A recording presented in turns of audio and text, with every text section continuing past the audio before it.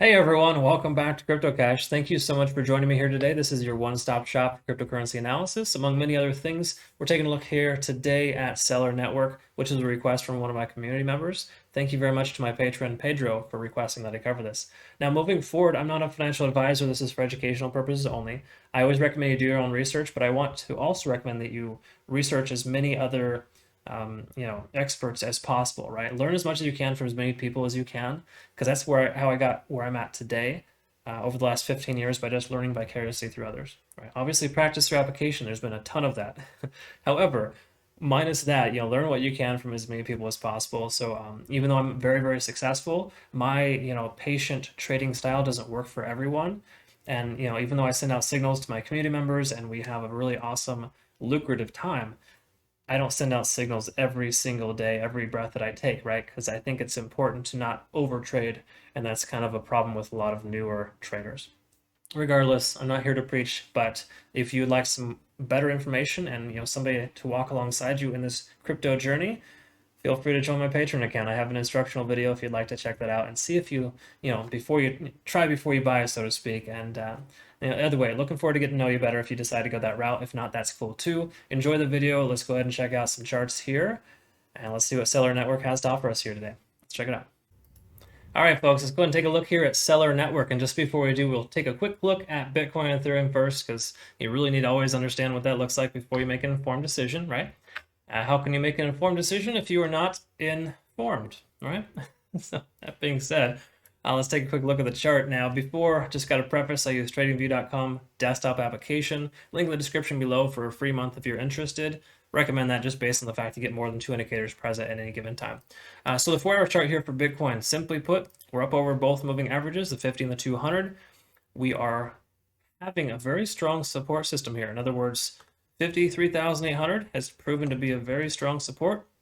It's held on both the 1-day and the 4-hour chart nicely. So we look at the 1-day chart here, you can kind of see we got a bullish harami as well as that support level kind of holding right in place there. But looking at the 4-hour, secondary to that, we've also got 53,000 as a support level. That was a previous support, or a previous resistance rather, established on one of the previous runs.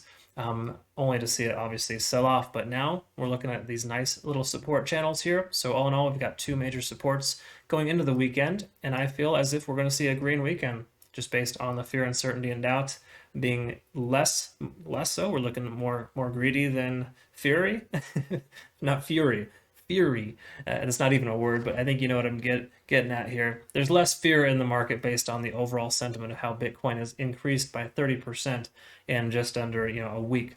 So really good stuff here. Needless to say, Bitcoin is on track to do well. I think we're going to see 56,000 this weekend. I think that's likely. Moving on to Ethereum, we're probably going to see this resistance here broken, but there's a resistance about roughly 3,600. Below that too, we got a support at 3,200 with the 50-day simple moving average working its way up. That should cause the price to continue to increase.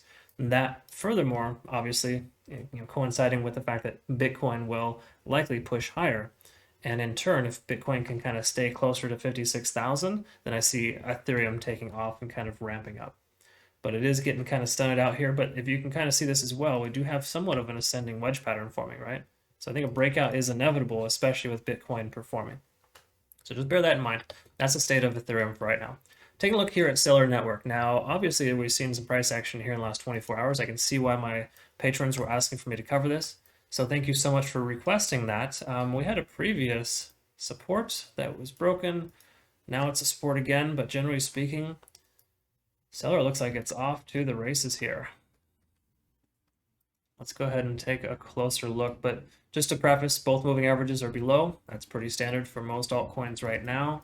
Do we have a convergence on the MACD here? Not yet, but it looks like it's wanting to, which is a good sign. That basically just means we're going to probably see some type of convergence here soon if the price can at least go sideways and or continue to increase in the next couple of trading days. And that would reaffirm a strong push to the upside. Also bear in mind RSI is well under 70 right now, above 50. That's a great sign for a coin that just took off and is currently still taking off in that short amount of time. What kind of increase is that? In a 24-hour period, we're seeing about almost 30%, with the price action being higher at 30%. That's pretty good. The key here is for this to be a healthy bull run. So we look at shorter time frames, we're going to identify that, but ideally we're going to see a staircase pattern for it to continue to go up and over. Because if it's too overextended and this this whole entire candlestick is in the last 2 or 3 hours, might be a different story, but we'll see. There's a strong chance we might need to expect some type of consolidation.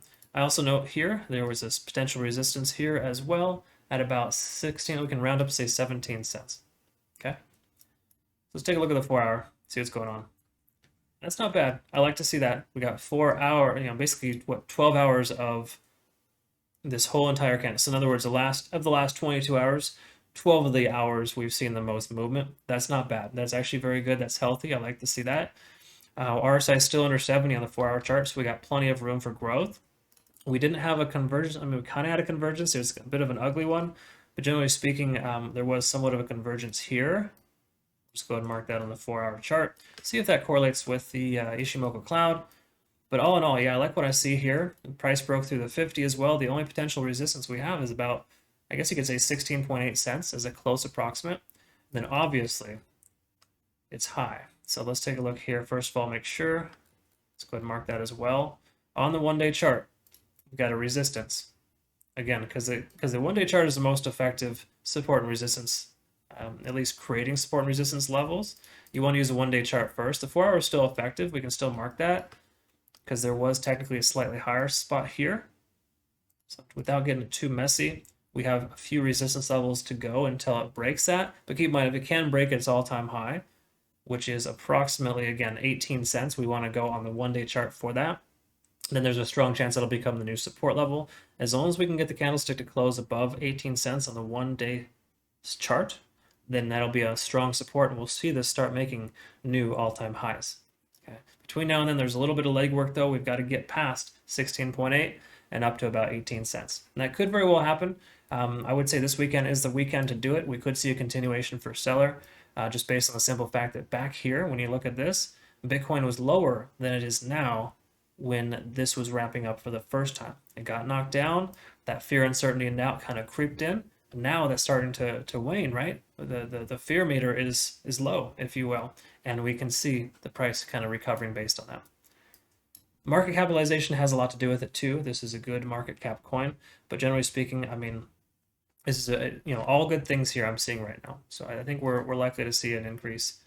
And there we go. Okay, so the 1-hour chart kind of tells us we had a pretty strong jump. About 12% in 1 hour alone. So that's pretty significant, and it's still continuing upwards. We're probably at a state of exhaustion here, according to TD Sequential. We're right at a 9. We shouldn't expect it to go much further, but hopefully we can see some kind of consolidation sideways here, and then we can kind of, break out of this wedge pattern. So in other words, there's a potential we could see a break to the upside based on that. But we need to see some more consolidation before it ramps up, or it's going to get overexhausted, and then it might come crashing back down. But this is still healthy. This is still good. We just probably want to expect to see some sideways action from here. I'd like it to kind of consolidate between 16 and 17 cents and then ramp back up. All right, let's take a quick look at Ishimoku Cloud. Prices above the cloud here. And I marked this loosely again. That was the MACD convergence here. This little squiggle, this little line here. That's when the MACD kind of gave us a kind of an ugly convergence on the MACD. Had you bought in right then, that would have been a great time to get in, of course, because you would have been up somewhere in the range of what would that put you at? Approximately about 21, 22%. It's a good return. Now, again, you can't always just buy the MACD convergence and just call it good. You want to look at other factors as well.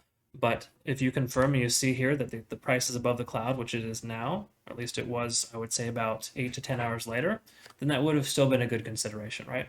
But a lot of times when you see a MACD convergence on the 4-hour chart or the 1-day chart, you want to look at the 1-hour chart and enable the Ichimoku cloud and make sure that you know the price is above, right? Because it's been getting held under the cloud for some time here. And now that it's above, it's basically breaking out, okay? And if it continues to go sideways, say this goes sideways here, we get a consolidation, this cloud will eventually kind of catch up. And a lot of times the price will come off and bounce and continue upwards. Bitcoin did it twice here recently. And I love to see that happen because the cloud is really helpful in that sense too. It kind of works as a potential support level sometimes.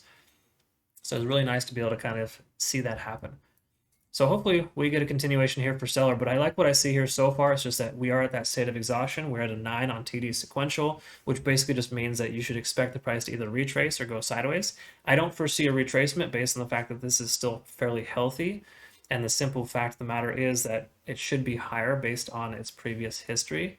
Because again, Bitcoin was lower when Celer was higher than it is now. Now that Bitcoin is higher and showing consistency, where do you think this one's going to go? It's going to start making some new all-time highs. So I like this here. All right, let's go ahead and move on to the 15 quickly and just call it a day here. Now, there's not much to disseminate here except for the fact that the price is well above the EMA line. And this is what I was referring to here. We got that standard deviation where the price is well above the right outside the lines, right? So we got the high and the low point for the volume weighted average price. And to clarify, if you're new to the channel, VWAP is essentially just a volume weighted average price. It basically takes the volume last 24 hours, expresses it as a price, and right now the price should be roughly about 14-15 cents. Okay. However, the price action is obviously much higher, and this magnetism that is with the volume weighted average price, it has to kind of collapse and come closer to it, because you get when the price gets too high outside that volume average, then it has to kind of correct itself. So as you can kind of see here, if you look at these figures, anytime it goes outside of it, it has to kind of come back down and get within.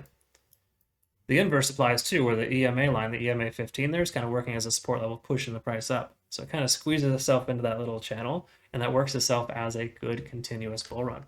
So the great thing about this is we do have, even though this was a strong ramp up, we do have somewhat of an up over pattern here. And it's slowly continuing to climb. I like to see that.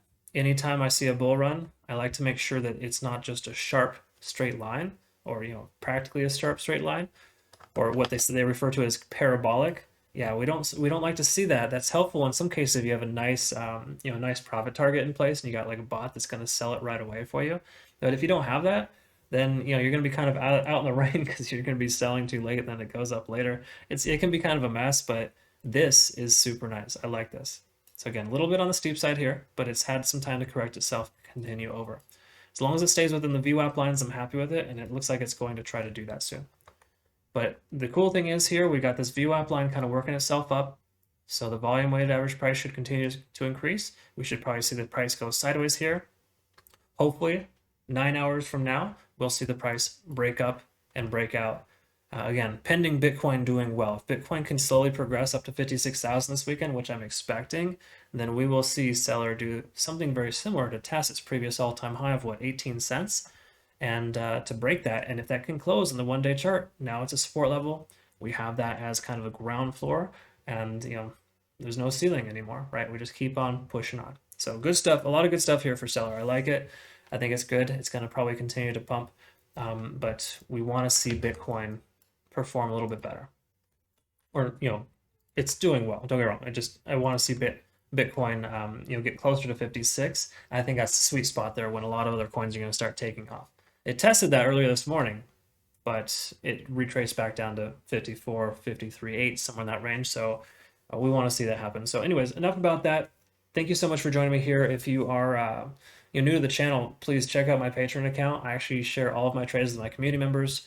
We learn and grow together. It's a really awesome experience. I've got a video to explain that, so check that out and link in the description below.